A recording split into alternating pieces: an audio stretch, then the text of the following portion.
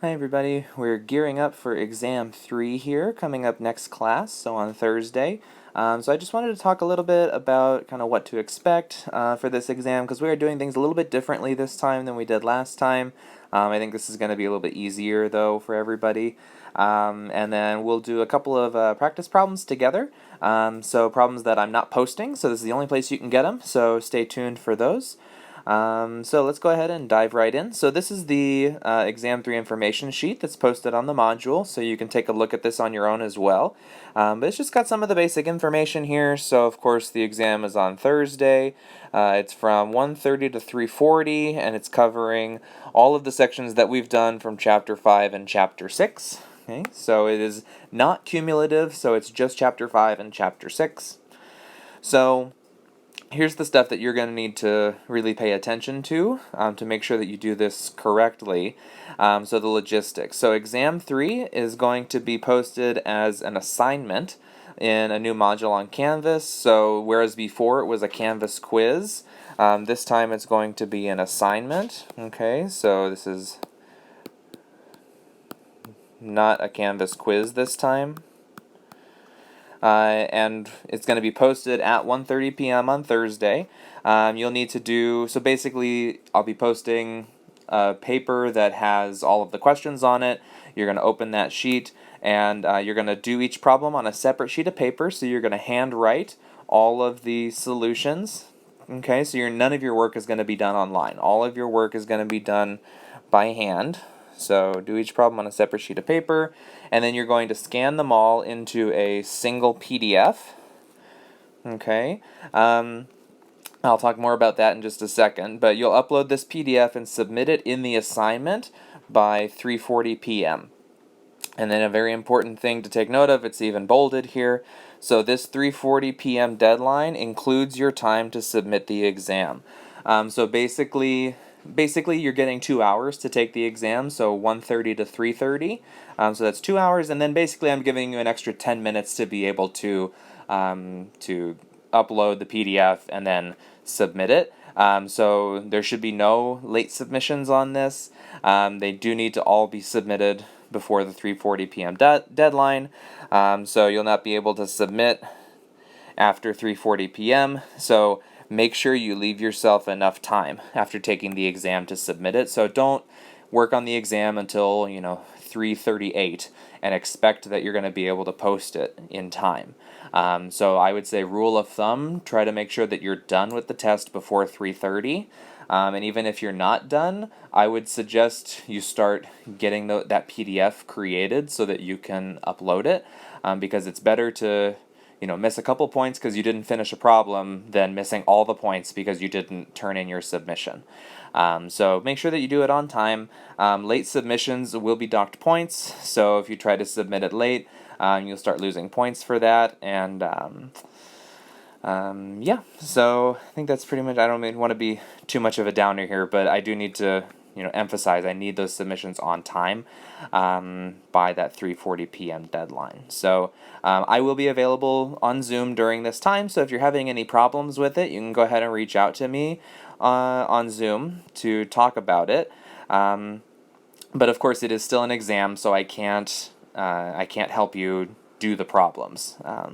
But if you have any questions about the requirements, then we can talk about it. So since you're doing all of these problems by hand, so a couple things that are good to know. So you do not need to rewrite each problem. So that just wastes your time to have to sit there and rewrite each problem. Just label it clearly. So just make sure I can tell which problem is which problem is number 1, which problem is number 2. It helps if you do them all on separate sheets of paper. That way it's very clear which one is which. And make sure that they're in order, please. So I've gotten submissions that are in all sorts of weird orders with pages that are turned sideways and upside down. Please make sure that it looks professional, right? That when you turn it in, everything is in the proper order, that it's all aligned properly, and make sure that it's legible when it's scanned. If I can't read it, I can't grade it. So, if you take the pictures of it or you scan it and it gets kind of whitewashed, like you can't see any of the writing, that's not going to be any good to me because then I can't read it, so I can't give you points for it. So make sure that it is legible. And all work must be justified to receive credit. So you are allowed to use your class notes during this exam period, just like before. However, outside resources and internet resources are strictly prohibited, so you can use your class notes, but nothing from the internet, no calculators, that kind of stuff. So I want to see exact answers, right? I don't want to see like a bunch of approximations you get from a calculator, because that tells me you used a calculator instead of actually doing the work yourself. If work is not justified thoroughly, or if there appear to be missing steps or plagiarism, no points will be given. So don't be skipping a lot of steps, because that just tells me that you found the solution somewhere, and or somebody helped you with it, and you just kind of jump straight to the answer. Make sure that you're showing all of your work, all of the necessary work. So if you're skipping lots of steps, even if you knew how to do it, if you skip lots of steps and don't show them to me, I can't tell what work is yours and what you might have just copied. So make sure that you're showing all your work. Better to show too much work than too little work. So if you're ever concerned, am I showing enough work? Just show the work. Okay, so it's not, shouldn't be too big of an issue there. So that's kind of the way the exam is going to go. So you're going to open up Canvas at 1:30. You'll see the module is there. You'll be able to open it in the assignment, look at the problems, start writing your solutions on separate pages, and then you're going to turn them into a PDF and then submit that. So here are some review topics here for you to look over as well, but I want to talk just briefly about the PDF options here. So they do need to be submitted as a single PDF, so I mentioned that before, but I don't want just a bunch of different PDFs, so don't turn in 5-6 different PDF files to me. I need them all as one. That way it makes it easier for me to collect them, grade them, and get them back to you. So make sure that they're not different types of documents. Make sure that they're not images, so not like JPEGs, PNGs, any of that. It needs to be a PDF. Okay, so if you don't follow these instructions here, you're going to start losing points. So if you turn in multiple documents, and I'm going to have to start combining them together and sifting through what the right order is, or if you're turning in pictures to me and not PDFs, then it's going to start costing you points. So make sure that you turn them in as a single PDF. So some ways that you can do that.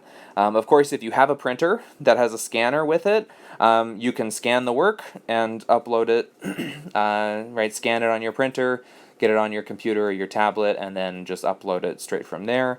Of course, that's not the most common case usually, so if you have a bunch of separate PDF documents, you can merge them. So even if you just Google the words PDF merge, a bunch of free sites will pop up that allow you to upload a bunch of different PDFs and merge them all into one.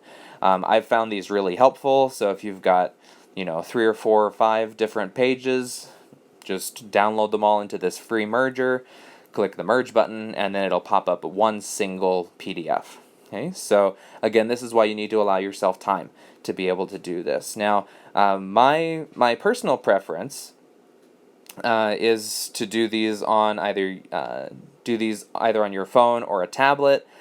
So you can use an app, and there are a lot of apps that allow you to create PDFs. My favorite is Adobe Scan. So this is one that I use for my classes. If I have some pages I need to create PDFs with. This allows you to take a picture of a page using a phone or tablet, and it automatically converts it to a PDF. So from here, you can either take pictures of all your pages and export them as a single PDF, or you can do them individually and merge them. But basically, if you just get the app, so this is what the logo looks like. If you just get the app, then you put your page down here with all your solution on it, and then you take a picture of it, and then you place your next page down, and then the app will ask you if you want to take another photo, and then you say okay, take the next one, and just keep doing that for all your pages.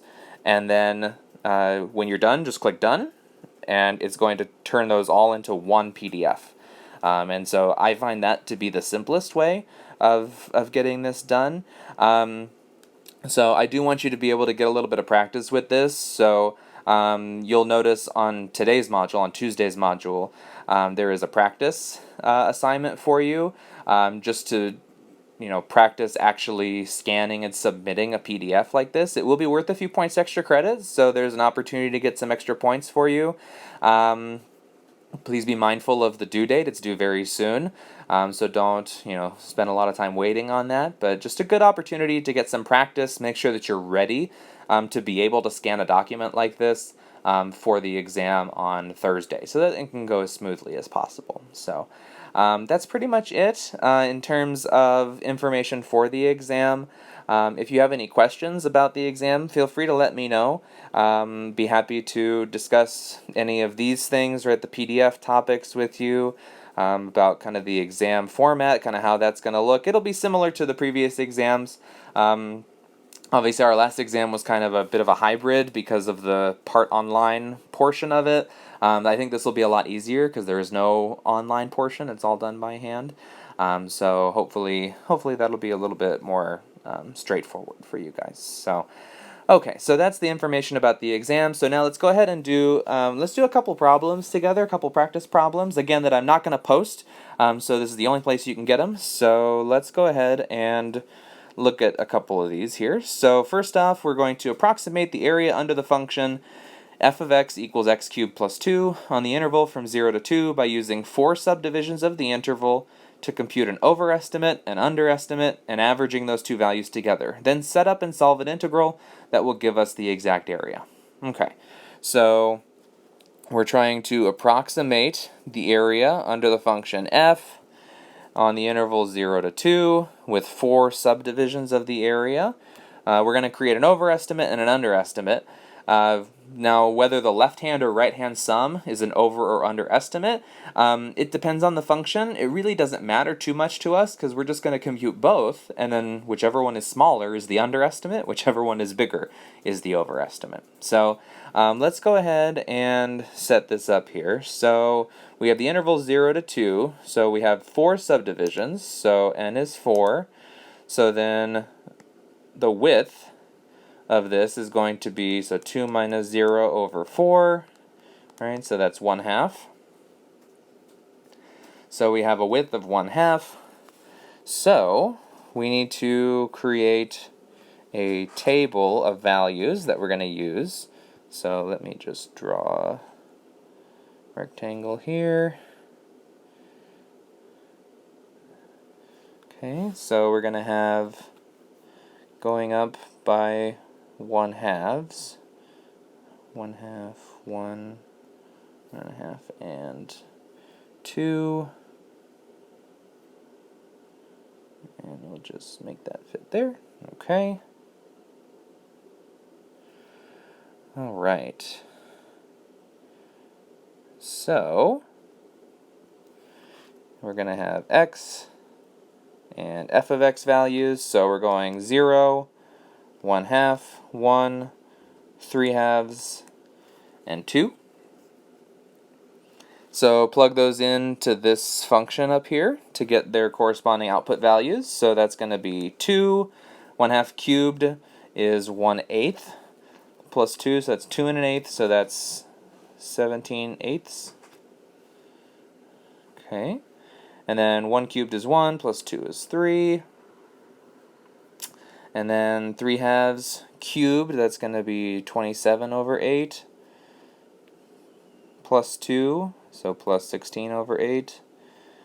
So that is 30 and 13 is 43 over 8. So that one is 43 over 8. And 2 cubed is 8 plus 2 is 10. Okay, so I know I'm kind of blowing through the algebra on this one, but you can go back and check that on your own as well. But there's our table of values. So for the left-hand sum,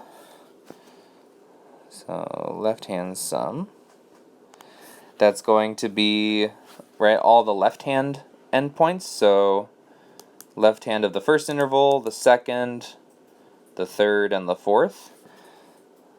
Okay, so that's going to be f of 0 delta x plus f of 1/2 delta x plus f of 1 delta x plus f of 3/2 delta x, right, in the more technical notation. So this gives us, so delta x is just 1/2, so we know that one. So that's just going to be 2 times 1/2 plus 17/8 times 1/2 plus 3 times 1/2 plus 43/8 times 1/2. Alright, so that's going to be 1 plus 17/16 plus 3/2 plus 43/16. Okay. And then, of course, we could, this example, the numbers get a little messy to do, but that's just because we're doing this one together, so I wouldn't give you numbers that were quite so messy if you couldn't use a calculator like on the test. But add all of these up, plus 24 plus, and we get, this works out to 100/16. So that's 25/4. Okay, which is the same thing as 6.25. If you want to write it that way, but 25/4 is fine. Okay, so that would be our left-hand sum. And then our right-hand sum. Now we're using the right-hand endpoints of all of these, so let me use a different color. So for our right-hand sum, so now I'm using the right-hand side of each interval, so for the first, the second, the third, and the fourth. So you'll notice 3 of the 4 values are going to remain the same. So we're still going to have, all right, 17/8 times 1/2 plus 3 times 1/2 plus 43/8 times 1/2 plus 10 times 1/2. Alright, so that's 17/16 plus 3/2 plus 43/16 plus 5.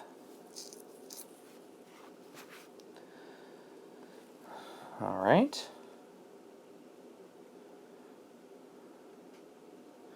So if we tally those up, so you'll notice that it's almost exactly the same, except the other one was +1, this one's +5.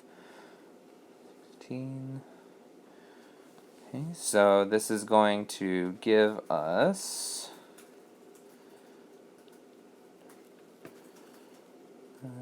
17 and 24 plus 43 plus,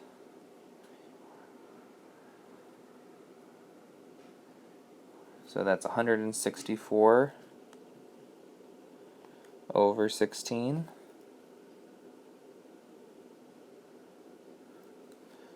So that's 41/4,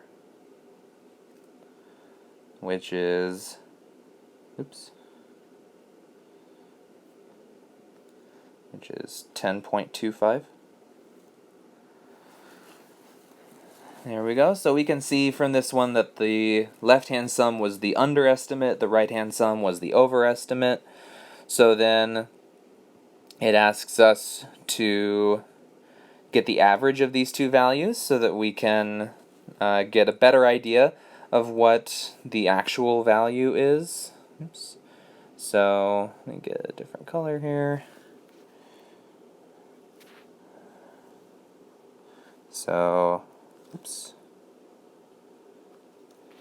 so for our average, that's going to be 6.25 plus 10.25/2.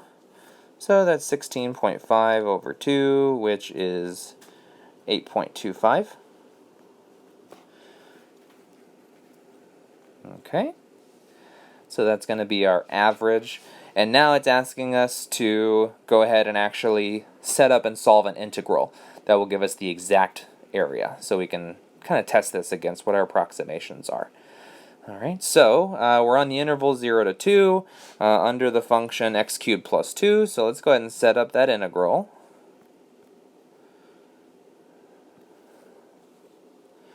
Okay, so we have integral from 0 to 2 of x cubed plus 2 dx. So take the antiderivative, so that's going to be x to the 4th over 4 plus 2x, evaluated from 0 to 2.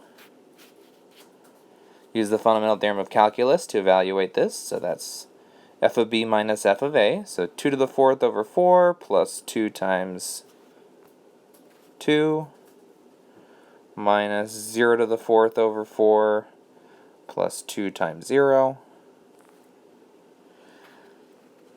Okay, so this one, so 2 to the 4th is 16, over 4 is 4, plus 4 is 8, and that's just all 0, so we get 8. So the exact area under the curve is 8 over this interval, and compare that again to the value we approximated at 8.25, that's not too bad. Right? So we got a pretty close, pretty good idea of what that area was. So this kind of gives us a nice summation of rectangular approximations, left-hand and right-hand sums, and then, of course, setting up and solving an integral, okay, to find area under the curve. Okay, so let's look at one more, a little bit shorter here. So we have a couple graphs. So we have two species of plants have the same populations at time t equals 0, and the growth rates are shown in the graph above. Which species has a larger population at the end of 5 years and at the end of 10 years? Which species do you think has the larger population after 20 years? And explain. Okay, so this graph gives us the growth rates. Okay, so these graphs are rates of change, which means that the area under the graphs gives us total change. Okay, so the graphs give us a rate of change. So total change is the area under the curve, under the curves, because there's more than one. Okay, and that's what the integral would give us if we had a specific function, would be that change, right? That area under the curve. So for which species has a larger population at the end of 5 years? So we're looking at the total change in population, because when they start at 0, they have the same population size.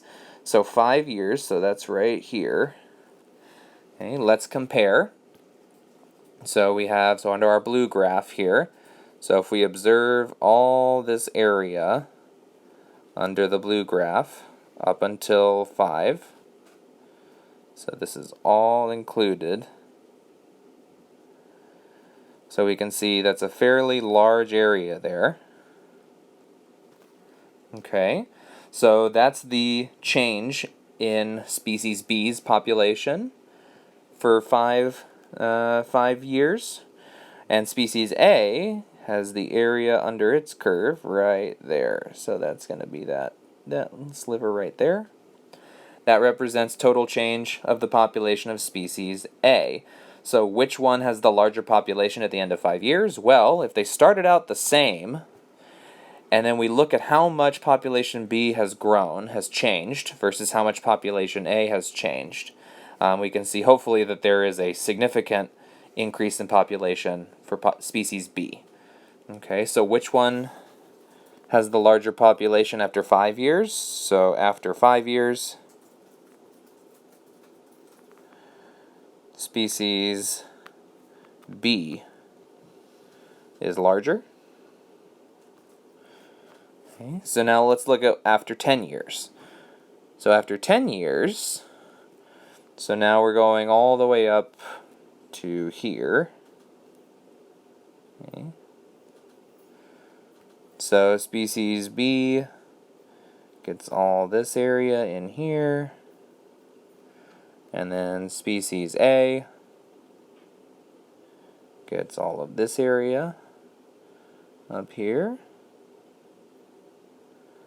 Okay. So now if we compare the overall change in population from 0 to 10, well, if you compare these areas, it still looks like population B is still larger, right? That still looks like it's got more area under it than the red one, right? Than species A, even after 10 years. So I'm going to say after 10 years, species B still has the larger population. Okay, so after 10 years, species B is still larger. Okay, and then now we're going to use this to help try to be predictive. So which species do you think has the larger population after 20 years? Well, given this model, so we can't predict with certainty what's going to happen, but given this model, look at what species B has been doing. So it's been shrinking here, and it looks like it's going to level out here after a while, whereas species A appears to be, it started off growing really slowly, but it really seems like it's taking off. It looks like it's going to start heading up that way. So after another 10 years, so if we go even further in that direction, it looks like the size of species A's population is going to go past species B, right? And the reason for this is because species A is increasing, whereas species B is decreasing, right? So you can talk about like rates of change if you want, right? Species A has a positive rate of change, species B has a negative rate of change. You can talk about like exponential growth versus decay. You can talk about, right, the area under the curve will eventually surpass the other one. So for any of those reasons, we could say. But basically, we would just say after 20 years, it appears species A will be larger. Okay, and then of course you cite any of the reasons that I just talked about, okay, as the reasoning as to why that may be the case. Okay.